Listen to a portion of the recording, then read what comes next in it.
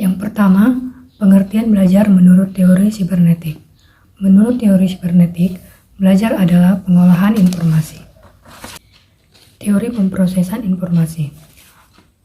Komponen pemrosesan informasi dipilah menjadi 3 berdasarkan perbedaan fungsi, kapasitas, bentuk informasi, serta proses terjadinya lupa. Ketiga komponen tersebut adalah: yang pertama, sensory recaptor atau SR. Sensory recaptor atau SR merupakan sel tempat pertama kali informasi diterima dari luar. Yang kedua, working memory atau WM. Working memory atau WM diasumsikan mampu menangkap informasi yang diberi perhatian atau attention oleh individu. Yang ketiga, long term memory. Long term memory LTM diasumsikan yang pertama, berisi semua pengetahuan yang telah dimiliki oleh individu. Yang kedua, mempunyai kapasitas tidak terbatas. Dan yang ketiga, bahwa sekali informasi disimpan di dalam LTM, ia tidak akan pernah terhapus atau hilang. Teori belajar dalam aliran sibernetik. Salah satu penganut aliran sibernetik adalah Landa. Yang membedakan ada 2 macam proses berpikir, yaitu proses berpikir algoritmik dan proses berpikir heuristik. Aplikasi teori belajar sibernetik dalam pembelajaran. Belajar bukan suatu yang bersifat alamiah, namun terjadi dengan kondisi-kondisi tertentu, yaitu kondisi internal dan kondisi eksternal.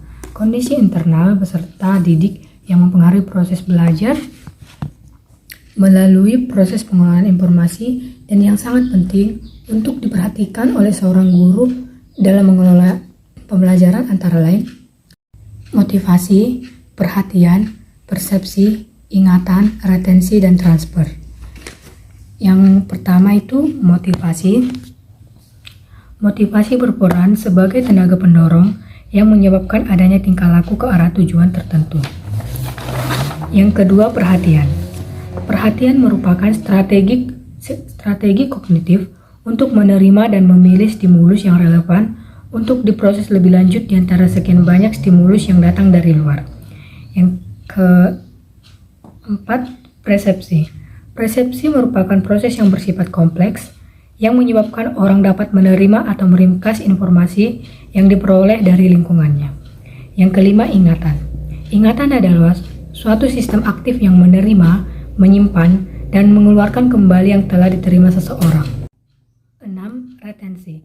Retensi adalah apa yang ditinggal dapat diingat kembali setelah seorang mempelajari sesuatu. Yang ketujuh, transfer. Transfer merupakan suatu proses yang telah dipelajari dapat mempengaruhi proses dalam mempelajari materi yang baru.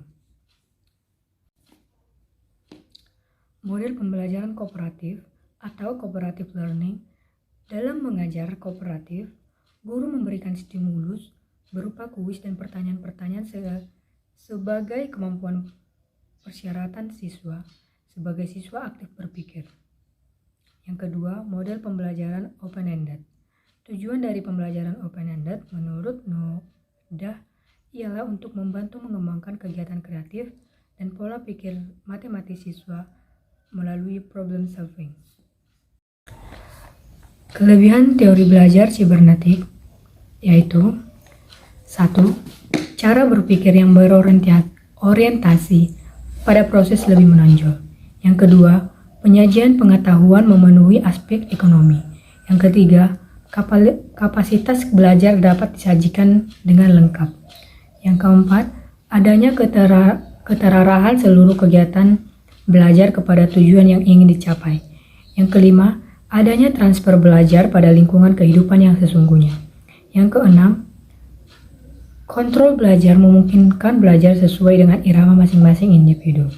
Yang ketujuh, balikan informatif memberikan rambu-rambu yang jelas tentang tingkat unjuk kerja yang telah dicapai dibandingkan dengan unjuk kerja yang diharapkan. Kelemahan teori sibernetik yaitu terlalu menekankan pada sistem informasi yang dipelajari dan kurangnya memperhatikan bagaimana prosesnya belajar.